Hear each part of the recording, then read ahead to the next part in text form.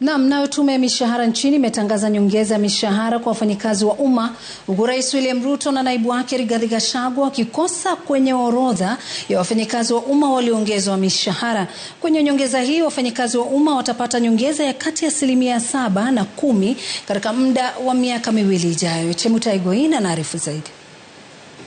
Hope you can see everybody. Tangazo la mwenyekiti wa tume ya kuratibu mishahara ya wafanyikazi wa umma Lynn Mengich itakuwa afueni kwa wafanyikazi wengi wa serikali ambao walikuwa wamekosa nyongeza kufuatia tandavu ya corona.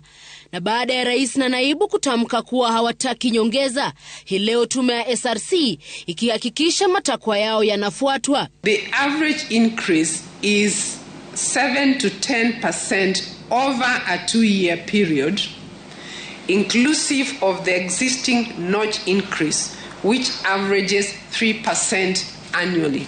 The president and the deputy president, their salaries have been retained from where they were previously. Tume hiyo pia ilitangaza kuondolewa kwa marupurupu kwenye mishahara ya wafanyikazi wanapotekeleza majukumu yao nje ya ofisi, kama vile marupurupu ya vikao na safari za nje.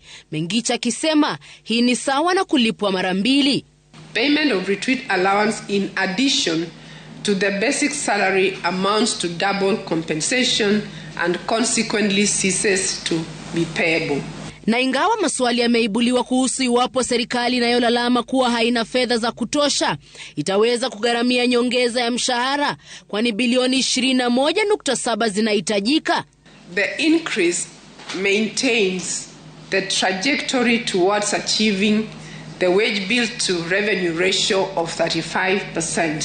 When you have a robust and performing economy, then it means that you have no problems in terms of trying to adjust wages and payment systems to realign the reward structure. For me, I like calling it the reward structure. To align that reward structure with economic realities. But if you fail to understand economic realities, then you cannot realign it. Chemutaigoin, runinga ya Citizen.